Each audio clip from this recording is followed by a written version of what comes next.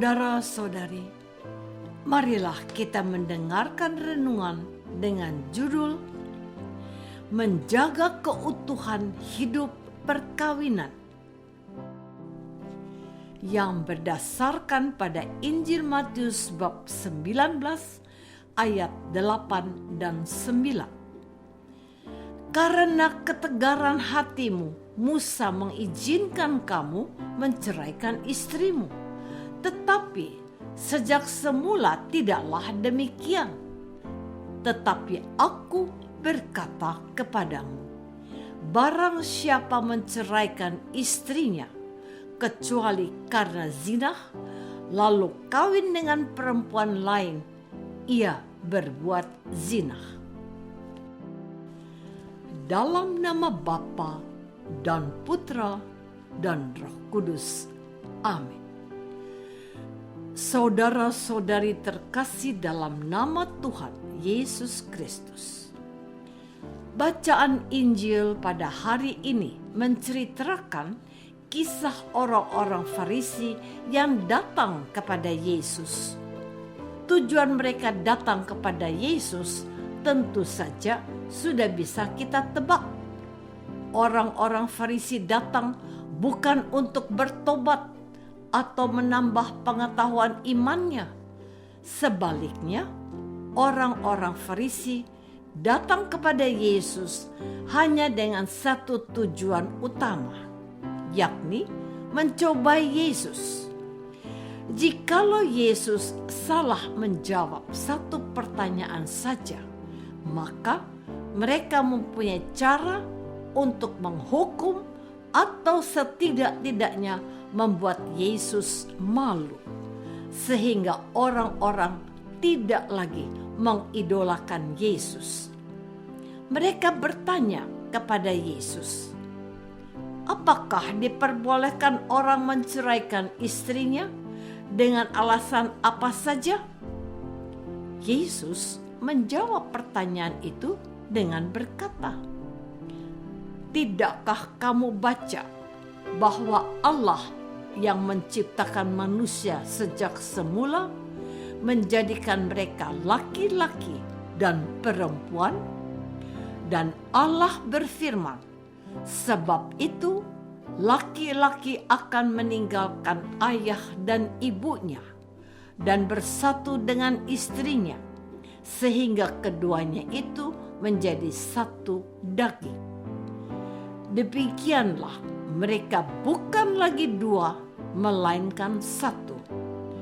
Karena itu, apa yang telah dipersatukan Allah tidak boleh diceraikan manusia. Saudara-saudari terkasih, orang Farisi itu tidak puas. Lalu mereka berkata kepada Yesus, jika demikian, mengapa Musa memerintahkan memberikan surat cerai jika orang menceraikan istrinya? Kata Yesus, karena ketegaran hatimu, Musa mengizinkan kamu menceraikan istrimu. Tetapi sejak semula tidaklah demikian.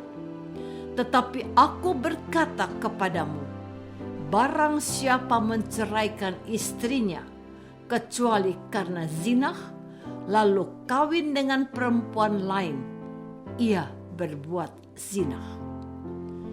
Murid-murid itu berkata kepadanya, jika demikian halnya, hubungan antara suami dan istri lebih baik jangan kawin. Akan tetapi, ia berkata kepada mereka, tidak semua orang dapat mengerti perkataan itu, hanya mereka yang dikaruniai saja. Ada orang yang tidak dapat kawin karena ia memang lahir demikian dari rahim ibunya. Dan ada orang yang dijadikan demikian oleh orang lain. Dan ada orang yang membuat dirinya demikian karena kemauannya sendiri, oleh karena kerajaan surga. Siapa yang dapat mengerti, hendaklah ia mengerti.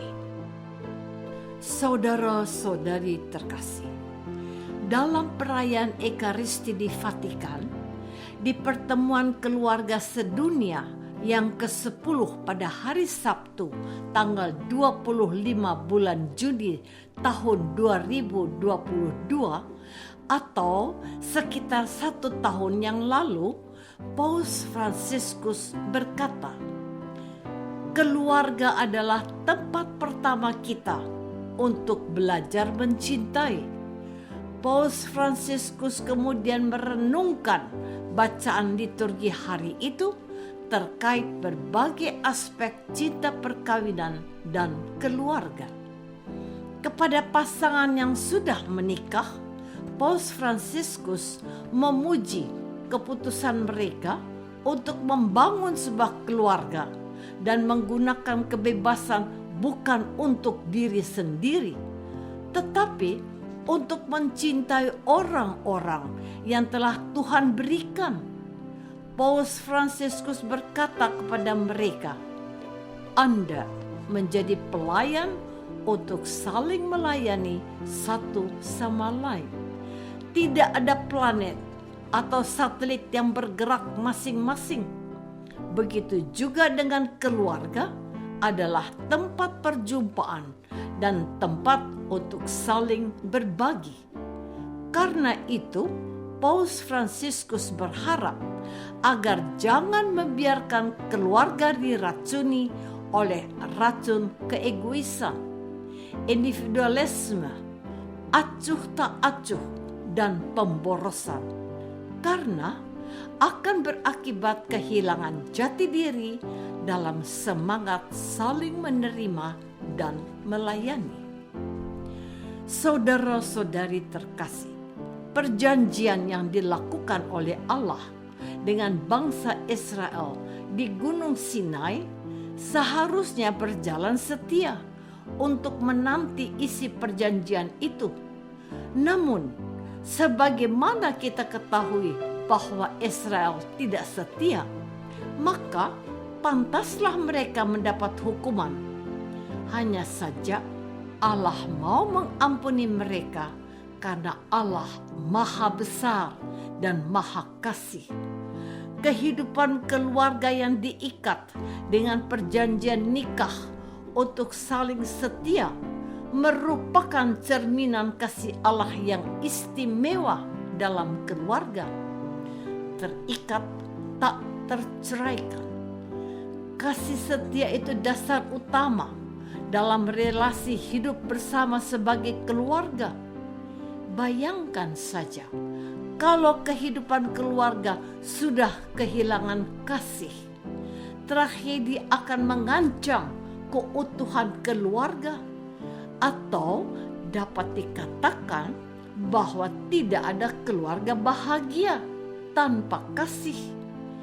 Jika ikatan yang tidak terceraikan melambangkan persatuan Kristus dengan gerejanya, tak ada gereja tanpa Kristus.